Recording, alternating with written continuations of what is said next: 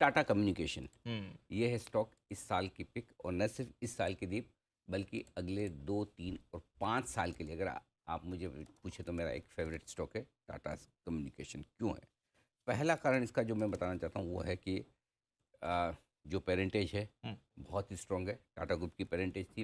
इन्होंने एक बड़ा बिजनेस सरकार से खरीदा था, बीएसएनएल का, वीएसएनएल का, माफ़ कीजिएगा, वीएसएनएल का। और वो पूरी तरह से मर्ज होकर अब उसके जो भी रेस्ट्रिक्शंस थे फंड रेजिंग वगैरह से रिलेटेड, ये वो सारे कंप्लीट ये कर चुके हैं। जो भी लैंड का डीमर्जर होना था वो हेमिस्फेयर में शिफ्ट हो गया। तो अब पूरी तरह से टाटा ग्रुप के पास control, day to day management और सारे एक्शन है। और टाटा ग्रुप की पेरेंटेज हो तो कहने की बात ही क्या है। दूसरी चीज़, जो एक बड़ा डेवलपमेंट अमेरिका में हुआ है जो इस कंपनी के लिए बड़े मौके खोलता है। दीप, इसी वीकेंड पर ये खबर आई थी, और इस वजह से ये सबसे बड़ी वजह है कि मैंने इस स्टॉक को पिक ऑफ द ईयर के तौर पर चुना है। अमेरिका में जो कुछ भी चीन की जो कंपनियां हैं जो वहाँ टेलीकॉम इक्विपमेंट एक्सपोर्ट करती है, चाहे वो हुआवेई हो, एलटीई हो, ये सारी कंपनियों पर वहाँ की जो सुप्रीम कोर्ट एक तरह से समझ ले उसने प्रतिबंध लगा दिया। इसके खिलाफ काफ़ी लंबे समय से मामला चल रहा था और फाइनल हियरिंग आ गई। अब उसके आगे कोई किसी तरह की कोई आगे संभावना ही नहीं है, और वो 1 जनवरी से ही लागू कर दिया उन्होंने। अच्छा। कि अब अमेरिका में किसी तरह के कोई भी चाइनीज़ इक्विपमेंट नहीं लगेंगे, टेलीकॉम इक्विपमेंट। जो वहाँ की एफसीसी है, फेडरल कम्युनिकेशन कमीशन, उसका भी ये फैसला आ गया है, और वहाँ की कोर्ट का भी आ गया है। और जो कुछ भी चाइनीज़ इक्विपमेंट लगे हैं उन्हें ग्रेजुअली हटा दिया जाएगा और उससे दूसरों से रिप्लेस किया जाएगा। और उसकी वजह है कि उन्हें ये शक था कि चाइनीज़ इक्विपमेंट के जरिए जासूसी की जा रही है, और उसको लेकर ये मामला बना था, लगातार कोर्ट में चला था, अब फाइनल आ गया। तो अब दूसरों से लेना पड़ेगा। राइट। करेक्ट। सो दूसरों से लेने के मामले में इनके लिए बड़े मौके खुल जाते हैं। ये एक बड़ा डेवलपमेंट इनके लिए हो सकता है। तो टाटा कम्युनिकेशन, अब आप सोचेंगे कि किस तरह से उनके लिए मौके बन सकते हैं, वो मैं आपको यहाँ पर समझाना चाहता हूँ। पहली चीज़ ये कि जो यूएस में 335 मिलियन सब्सक्राइबर हैं, ठीक है, अगर इसका 5% बिजनेस भी टाटा कम्युनिकेशन ले पाए तो गजब का होगा। अगर जो कुछ टेलीकॉम इक्विपमेंट सॉल्यूशंस का जो बिजनेस है उसका 2%, 3% भी अगर टाटा कम्युनिकेशन को आ जाता है तो यहाँ से रेवेन्यू डबल हो जाता है। डबल हो जाता है डबल हो रेवेन्यू जाता है। रेवेन्यू वाह। सोचिए, एक हाल ही में दिसंबर में एक कंपनी एक्वायर की है टाटा कम्युनिकेशन ने, वहाँ पर स्विच एंटरप्राइजेस करके 700 करोड़ की सेल्स करने की वाली कंपनी ही है। अब सोचिए, अगर स्विच को के जरिए ये जो वहाँ पर अमेरिका में एक्सपांशन करना चाहते हैं और ये जो बिजनेस अपॉर्चुनिटी बन रही है, इन्हें सिर्फ एग्जीक्यूट करना है, उसको ग्रेब करना है। मतलब जैसे कहते हैं ना कि वो आप जैसे ही कोई एक्विजिशन ले और आपके सामने सामने बड़ा बिजनेस आ जाए, वो टाटा कम्युनिकेशन के लिए आ रहा है, और टाटा कम्युनिकेशन की क्रेडिबिलिटी ज़बरदस्त है। तीसरा जो कारण है वो ये कि रेवेन्यू के लिहाज से बड़े मौके इसके लिए बन सकते हैं। बड़ी ग्रोथ की संभावना हो सकती है। आज की तारीख में जो रेवेन्यू कर रहे हैं उससे दुगुना रेवेन्यू करना बहुत आसान है। मुझे लगता है 5 साल में 5 गुना रेवेन्यू भी कर ले तो टाटा कम्युनिकेशन की कैपेसिटी के हिसाब से कम है। वाह। इतना 5 कैपेसिटी साल बन में 5 पाँच गुना। साल में 5 गुना भी कर सकते रेवेन्यू, अगर इन्होंने अपने अमेरिका के प्लान एकदम ढंग से इम्प्लीमेंट किए। अब आइए वैल्यूशंस पर। टाटा ग्रुप में one of the cheapest stock है, जो आप कमोडिटीज़ को छोड़ देता। आज आपका टाटा एलेक्सी लगभग लगभग आपके 60 के मल्टीपल पर ट्रेड करता है। टीसीएस 30 के मल्टीपल पर है। टाइटन 70 के मल्टीपल पर। आप कहेंगे सब अलग अलग सेक्टर है, बिल्कुल है। टाटा कम्युनिकेशन सिर्फ 22 के मल्टीपल पर ट्रेड करता है। 500 करोड़ का क्वार्टरली रेवेन्यू, 2000 करोड़ का साल का प्रॉफिट है। रेवेन्यू क्या, माफ़ कीजिएगा, प्रॉफिट। 2000 करोड़ का प्रॉफिट अगर 2500 और 2800 करोड़ भी कर ले, 37,000 करोड़ के मार्केट कैप पर 22 के पी मल्टीपल पर ये स्टॉक मिल रहा है। बहुत सस्ता है। सस्ता नहीं, बहुत सस्ता है। इस स्टॉक की अब री रेटिंग होगी दो तरीके से। एक रेवेन्यू और प्रॉफिट की वजह से जो ग्रोथ आएगी, और दूसरा प्राइस अर्निंग मल्टीपल एक्सपांशन होगा। जो पी आप आज 20-22 का देते हैं, वो अगर आप 30 और 35 का भी दे दें मिनिमम, तब भी आपको ये स्टॉक एक्सपोनेंशियल ग्रोथ देगा अगले 5 साल के। राइट। ये स्टॉक हर एक इन्वेस्टर के पोर्टफोलियो में होना चाहिए। गलत होने की संभावनाएं बहुत कम है। गलत होने की संभावना एक ही हो सकती है कि अगर ये अपने अमेरिका के बिजनेस को ढंग से ग्रेब न कर पाए। हिंदुस्तान में 5G इम्प्लीमेंटेशन, ये सारी चीज़ें तो मैं गिन ही नहीं रहा, जी। ये तो अपनी जगह ही है, उनसे तो ग्रोथ आनी आनी है। फर्क सिर्फ ये है कि ये कितनी फास्ट ग्रोथ ला सकते हैं, तुरंत ला सकते हैं या लंबा समय लगता है, ये वाली देखने की बात है। मेरे हिसाब से 5 साल में ये स्टॉक अगर 5,000 भी हो जाए तो मुझे आश्चर्य नहीं होगा। लेकिन फिलहाल मैं आपको जो टारगेट देना चाह रहा हूँ 1600 एकदम शॉर्ट टर्म इन्वेस्टर्स के लिए टारगेट है, 2000 मीडियम टर्म इन्वेस्टर्स के लिए टारगेट है। आराम से 3,500 और 5,000 तक के टारगेट बन सकते हैं। इस स्टॉक को खरीदने का तरीका भी बता दूं। जी। आप हर 100 रुपये में SIP कीजिए। ओके। जब जब 100 रुपये घटे आपको थोड़ी थोड़ी स्टॉक खरीदनी है। सिंपल सा तरीका रखिए। राइट। प्राइस 1300 में थोड़ा लिया, 1200 में लिया, 1100 आया, 1000 आया, जब भी आए तो 100 रुपये या जो भी आपको दूसरा तरीका लगे, और आपको 5 साल के लिए लेके छोड़ देना है, भूल जाना है। अगर स्टॉक के फंडामेंटल में कोई बदलाव होगा तो मैं आपको बताऊंगा। फिलहाल हम एक बड़े मौके की तरफ देख रहे हैं, और इसलिए इस साल का अगर एक सिंगल स्टॉक करना है तो वो टाटा कम्युनिकेशन होना चाहिए, टाटा मोटर्स। और इस साल जैसा हम कह भी रहे हैं कि थोड़ा पैसा बनाना आसान काम नहीं है, हम अच्छे और क्वालिटी स्टॉक्स के साथ जा रहे हैं जी, जहाँ पर आपको FD से दुगने रिटर्न मिल जाए। हाँ, ठीक है, पर्पस वही है। हाँ, बिल्कुल। और यहाँ पर टाटा मोटर्स को पसंद करने की एक सबसे बड़ी वजह तो ये है कि प्रमोटर बहुत ही शानदार है। वो तो है। इसमें कुछ देखने सुनने की समझने की ज़रूरत है नहीं, टाटा ग्रुप है तो आपको कॉन्फिडेंस। लेकिन जो दूसरी बड़ी वजह है वो ये कि अगर आप ये सोचते हैं कि 2023 में कभी भी ग्लोबल मार्केट सुधरेंगे, ब्याज दरें पीक आउट हो जाए, ठीक है, महंगाई नीचे आने लगे, और सबसे बड़ा जो 2022 में सबसे ख़राब अगर कोई रहा एक देश तो वो चाइना था। पूरी दुनिया चाइना कोविड से निकल गई, चाइना अभी भी नहीं निकला। लेकिन इस साल के अंत में अब जो संकेत आ रहे हैं, चाइना धीरे धीरे ओपन अप होने की कोशिश कर रहा है, राइट।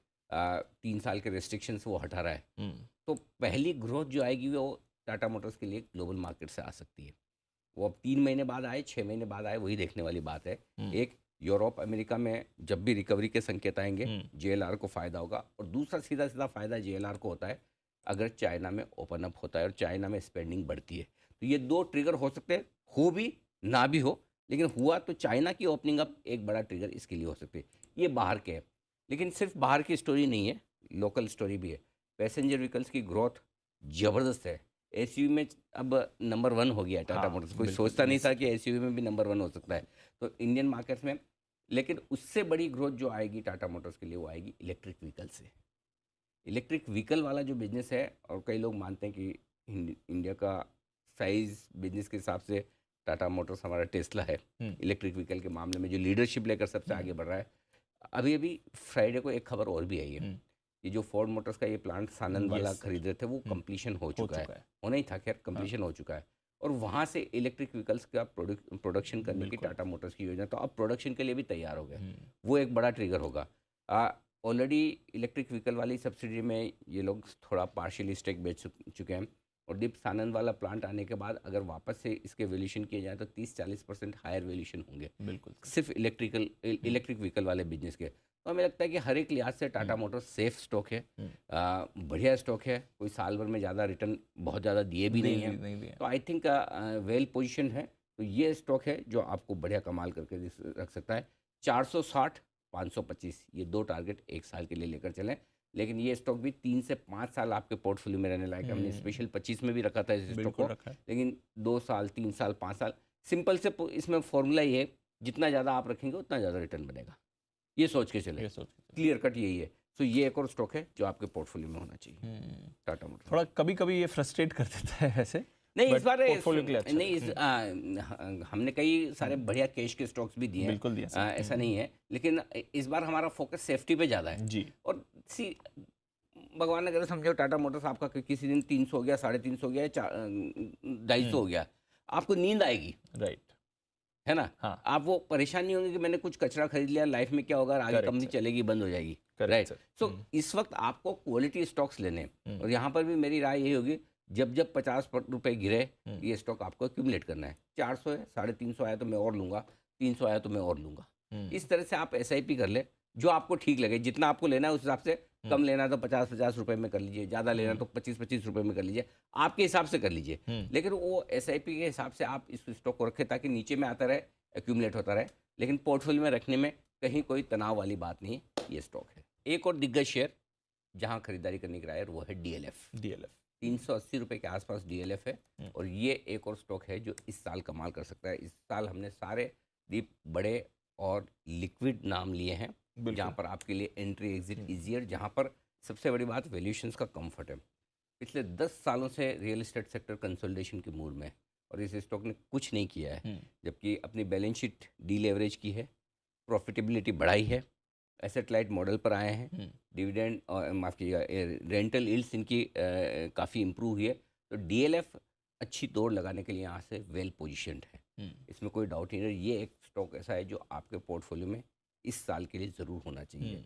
पहली चीज़, 10 सालों के कंसोलिडेशन के बाद रियल एस्टेट सेक्टर अब वापस से मजबूत होता दिखा है। जी। एक रिस्क जनरली कही जाती है कि राइजिंग इंटरेस्ट रेट सिनेरियो में थोड़ी रिस्क होती है, डेफिनेटली होती है, लेकिन उसके सामने वैल्यूएशन और आउटलुक का कंफर्ट बहुत है, तो सेक्टर की जो मजबूती वो यहाँ पर देगी। दूसरी बात, इन्होंने काफ़ी कुछ अपने कर्ज कम कर लिए, तो बैलेंस शीट आपकी स्ट्रांग हो गई और अब आपकी जो ब्याज की जो दिक्कत आती थी, जिसकी वजह से कैश फ्लो डिस्टर्ब होते, तो वो डीएलएफ ने पूरा कम कर दिया। अब एसेट लाइट मॉडल पर आ गए हैं उल्टा। और तीसरी बात है कि रेगुलर कैश फ्लो जो आए, उसके लिए इनके पास जो रेंटल एसेट्स है उसका एक बड़ा बेस हो गया, तो लगातार इन्हें लीज रेंटल्स जो मिल रहे हैं उससे बैलेंस शीट बहुत स्ट्रांग हो गई। इसका फ़ायदा नए प्रोजेक्ट्स में ये ले पा रहे हैं। और प्राइसिंग पावर तो गजब का है डीएलएफ के पास, इसमें कोई डाउट ही नहीं है। काफ़ी लोग ये मानते हैं कि जो चीज़ डीएलएफ ने दिल्ली में और उसके आसपास में क्रिएट की, गुड़गांव, नोएडा में, वो अपने आप में ज़बरदस्त क्वालिटी वाली। और अब प्रीमियम और लग्जरी सेगमेंट में आजकल बड़े बड़े महंगे फ्लैट्स बिकना बड़ा आसान काम हो गया, कोई बहुत बड़ी बात नहीं पहले जैसी, तो इसलिए उसकी पोजीशन के लिए भी बहुत ज़बरदस्त है। आपने देखा होगा 2014 के बाद हाईएस्ट रजिस्ट्रेशन हुए हैं इस बार प्रॉपर्टी के, और इस ट्रेंड में थोड़ा सा धीमापन भले आ जाए, बदलाव नहीं आएगा। प्राइस के हिसाब से भी आप देखें, डीएलएफ अपने 52 वीक हाई से काफ़ी नीचे है, पिछले 3-4-5 सालों में कहीं नहीं गया है स्टॉक। तो आपके लिए आप देखिए, पिछले साल आईटीसी, आदित्य बिरला कैपिटल, ऐसे स्टॉक्स जहाँ पर वैल्यूएशंस कंफर्ट है, स्टॉक्स के रनअप नहीं आए। बिल्कुल। इस बार हम सारे स्टॉक वही ढूंढने की कोशिश करें, न टाटा कम्युनिकेशन में बड़ा रनअप आया नहीं है, आया। न टाटा मोटर्स में आया, न डीएलएफ में आया। तो ऐसे स्टॉक जो रनअप नहीं दे चुके हैं, क्योंकि जनरली एक साल बड़ा रनअप देने के बाद स्टॉक अगले साल ठंडे हो जाते हैं, लेकिन जो स्टॉक 3-4-5 साल से रनअप नहीं दे रहे हैं, बैलेंस शीट सुधरी है, प्रॉफिटेबिलिटी सुधरी है, वो स्टॉक आपके रेडार पर होनी चाहिए। टारगेट मैं आपको बता दूं, 450, 525 और 600, ये 3 टारगेट के लिए डीएलएफ आपके पोर्टफोलियो में होना चाहिए। और अगर आपका 4-5 साल का व्यू है, तो डीएलएफ कम से कम 3-4 साल में यहाँ से डबल होना चाहिए। डबल? हाँ, बिल्कुल। तो डीएलएफ मेरे ख्याल से एक बेहतरीन स्टॉक हो सकता है जो आपके पोर्टफोलियो में होना